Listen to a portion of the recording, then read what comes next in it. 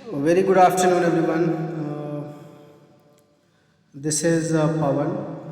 आज मैं आप लोगों को इन्वेस्टमेंट्स के बारे में बताने की कोशिश करूँगा।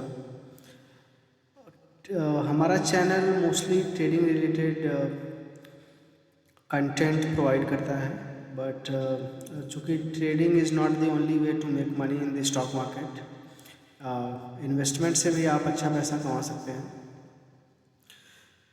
सबसे पहले मैं स्टैंडर्ड डिस्क्लेमर देना चाहता हूँ।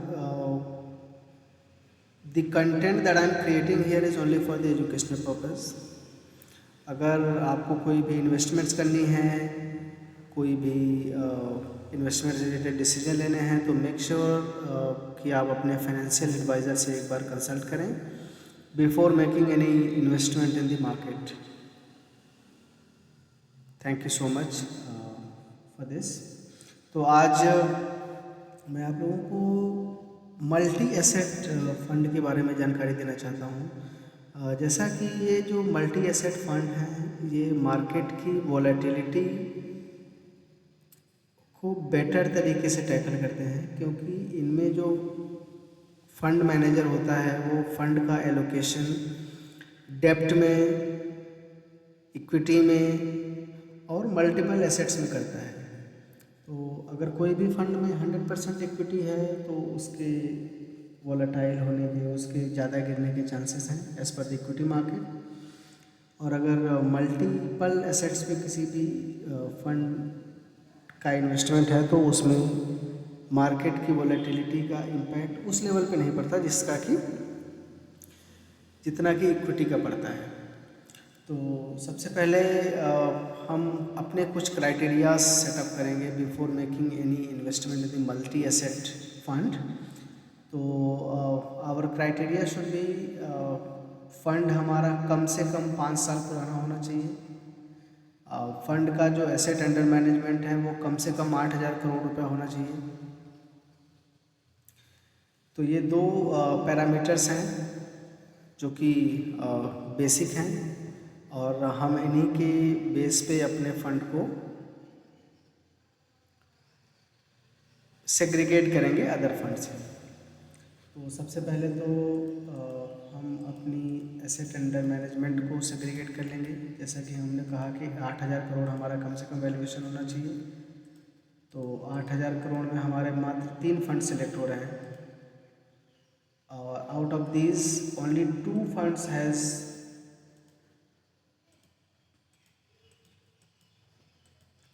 5 years ओल्ड टेन्योर। तो इसमें हम 2 फंड को सिलेक्ट कर लेते हैं जो कि हमारे 5 साल पुराने हैं एज ए मिनिमम। तो इसमें हमारा जो फर्स्ट फंड आ रहा है वो ICICI Prudential multi asset allocation fund आ रहा है। गाइज, एक चीज़ आप लोग मेक श्योर करिए, whenever you are making any investment in the market, आप ट्राई करिए हमेशा डायरेक्ट प्लान सेलेक्ट करने की, डायरेक्ट प्लान ग्रोथ।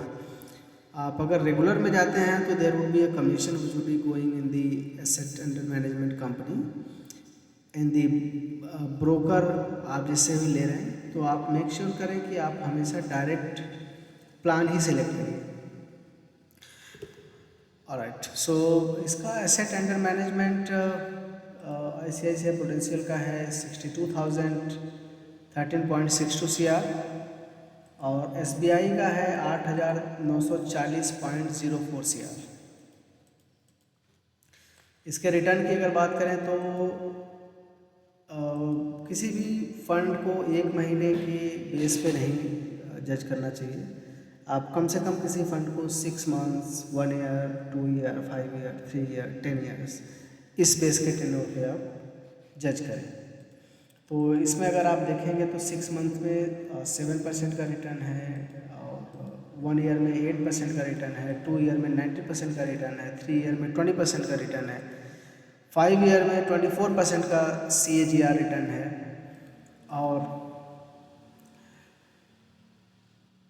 10 ईयर्स में 16% का रिटर्न इस फंड ने दिया है। और अगर हम SBI में आते हैं तो इसने 6 मंथ्स में 8% का, 1 ईयर में 7% का, 2 ईयर में 17% का, 3 ईयर में भी 17% का, 5 ईयर में 15% का और 10 साल में 12% का रिटर्न हमें जनरेट करके दिया है। तो बात करते हैं कैलकुलेटर की।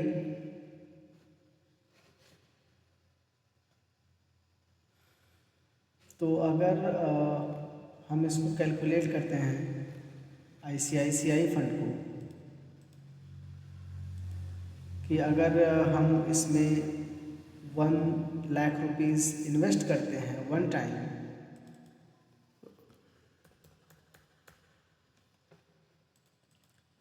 before 5 years, so it would be 2019 of 2020, I'm sorry 2020 of अगस्त, और इसको हम इतना दिन रखते तो it would have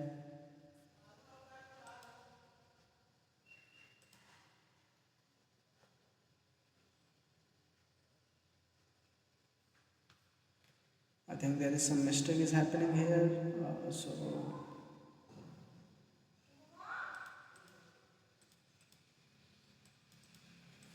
annualised return इसका 24% का बन रहा है 5 साल में, एज पर दिस कैलकुलेटर। और इसका एक्सपेंस रेशियो है 0.67%, which is comparatively lower than the equity mutual funds.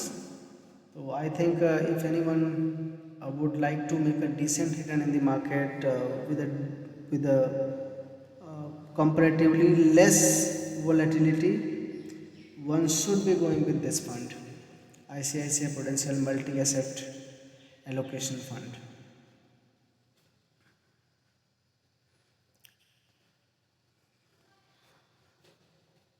Thank you so much everyone, I hope you like the content.